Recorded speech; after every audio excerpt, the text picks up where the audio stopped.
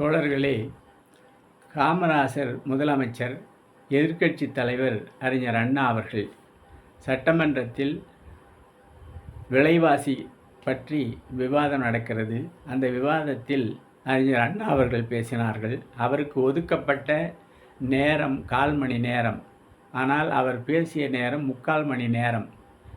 அவருடைய பேச்சை கேட்டு முதலமைச்சர் காமராசர் அவர்கள் ரசித்து கொண்டே தன்னுடைய கண் சைகையாலேயே மற்றவர்களை பேச விடாமல் உத்தரவு பிறப்பித்து கொண்டிருந்தார். அறிஞர் அண்ணா அவர்கள் பேசும்போது விலைவாசி கஷ்டம் என்பது குடும்பம் நடத்தியிருந்தால் மட்டும்தான் புரியும். முதலமைச்சருக்கு குடும்பம் நடத்தாததால் அவருக்கு விலைவாசி கஷ்டம் என்பது, குடும்ப கஷ்டம் என்பது புரியாது என்று பேசினார்.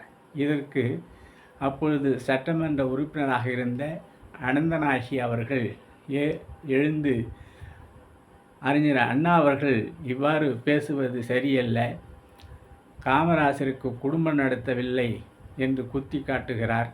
காமராசர் குடும்ப கஷ்டம் தெரியாது என்று சொல்கிறார். இப்படி பேசுவதால் தான் அண்ணாவுக்கு குழந்தை பிறக்கவில்லை என்று பேசினார். இதை கேட்ட முதலமைச்சர் காமராசர் அவர்கள் விறுவிறு என எழுந்து தன்னுடைய அறைக்கு சென்றார். உடனே அங்கிருந்து ஒரு உத்தரவு பிறப்பித்தார். அனந்தநாயகி அம்மையாரை தன்னுடைய அறைக்கு வரச் சொல்லுங்கள் என்று சொல்லி உத்தரவு பிறப்பித்தார்.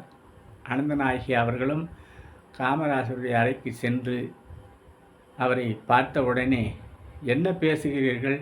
நீங்கள் அவருக்கு குழந்தை இல்லை என்பதை குத்தி காட்டுகிறீர்கள். அவர் சொன்னது என்ன அவ்வளவு பெரிய தவறா? நான் பிரம்மச்சாரி தானே, அதில் என்ன தவறு இருக்கிறது? அதற்காக நீங்கள் அவருக்கு ஆண்டவன் குழந்தை கொடுக்கவில்லை என்று சொல்லக்கூடாது. நீங்கள் உடனே சென்று அவரிடம் மன்னிப்பு கேட்க வேண்டும் என்று கட்டளையிட்டார். அனந்தநாயகி அம்மையார் அவர்களும் அறிஞர் அண்ணாவிடம் மன்னிப்பு கேட்டார்கள் அன்று.